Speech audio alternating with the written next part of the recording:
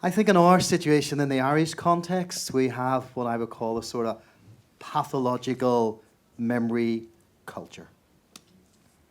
A colleague of mine at Queen's University commented, if truth is the first casualty of war, perspective is the first casualty of peace. And as I look at our space at the moment, we have a lot of different perspectives in relation to that conflict. Elie Wiesel once said, a community that does not come to terms with the dead will continue to traumatize the living. And I think in our space in the Irish context, we are still a very traumatized people. As I mentioned yesterday, George Mitchell, the Democratic senator who chaired the talks for the Good Friday Agreement, very wisely commented to all those people around the table, if you think getting this conflict was difficult or getting this agreement was difficult, implementing it will be even more difficult. And so 21 years later, we are still incredibly painfully in Irish society trying to implement this agreement. We're at a very bad stage at the moment in relation to Brexit. Relationships, if we were having this conversation 5 years ago here in Jerusalem, I would have been saying relationships between the UK and Ireland are at an all-time high. They're now at a very low ebb. And Brexit has caused that for a multiplicity of reasons, and we'll not even get into that today, or we'll be here for a hell of a long time. But let me just say in memory, never underestimate the power of memory. Just a couple of bullet points let me highlight for a moment. There's actually the danger of too much memory. One scholar concerned mentioned too great a concern with remembering the past can mean that the divisions and conflicts of old never die, the wounds are never healed, and in such circumstances the past dominates the present and hence to some degree determines the future. As well as that, memory is often very, very selective, memory is often manipulated, and it's also abused. And in our Irish context, we have what I call how we use our own interpretive keys. My way of reading history, enabling people to understand themselves, but particularly how does my enemy fit into the story? Herbert Butler, who's an Irish historian, uses this very evocative phrase where he talks about the sores of Irish history that are still incredibly raw. There's an American journalist, I don't know why you've read his work, called David Reef, I was mentioning him this morning, and he wrote a book there a few years ago entitled In Praise of Forgetting, where he was suggesting that in post-conflict societies, there's simply some things we need to forget. Now, he's most certainly not talking about, and he really underlines this, he is not prescribing some form of moral amnesia, but he uses this juxtaposition where he talks about the terror of remembering versus the terror of forgetting. And the story I told this morning, my colleagues from Ireland will know these stories well. I remember as a little 6-year-old boy being taken faithfully to see the glorious 12th of July parades on the Lisburn Road, celebrating a battle that took place in 1690.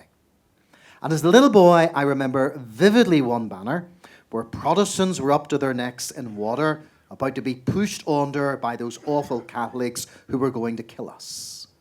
And so as a 6-year-old kid, my narrative became, you can't trust those Catholics to drown Protestants. Now, the event was true, no question about that. But it was only as I moved into adulthood I realized there was a 6-year-old Catholic kid growing up a mile from me who was seeing his banners showing the Lord Protector, Oliver Cromwell, sweeping through Southern Ireland, ramming spears to the chests of Catholics, and his narrative becomes, you can't trust Protestants, they ram spears through the chests of Catholics. And so David Reef wrote this article entitled The Cult of Memory, When History Does More Harm Than Good. There's a psychological theory called kids who carry our pain.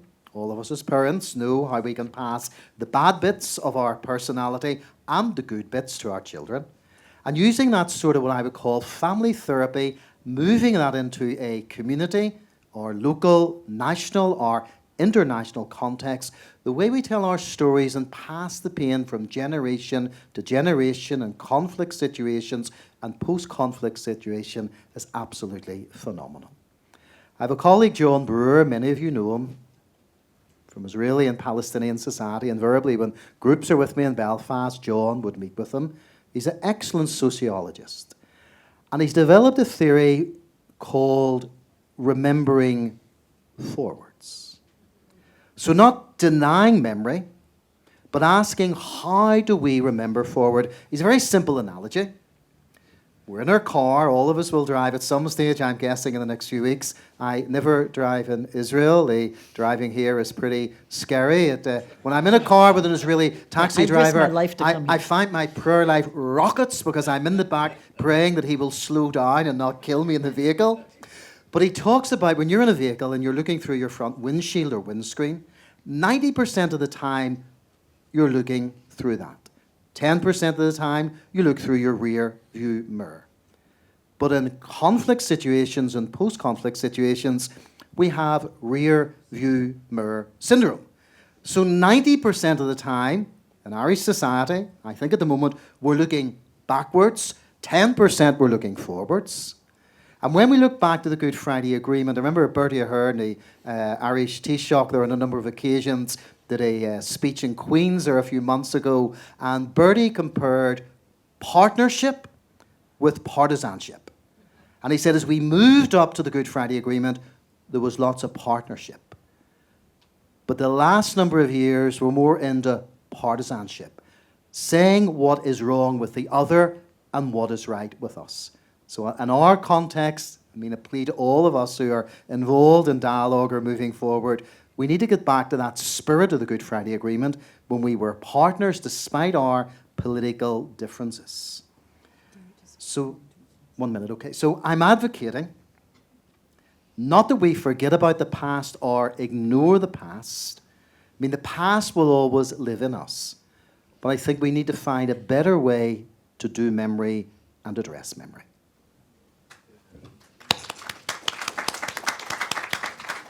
Thank you. I could not be more in agreement about the importance of memory, reinterpreting it, and moving away from the rearview mirror, but I'm going to press you afterwards on exactly how we do that. Okay. So be prepared.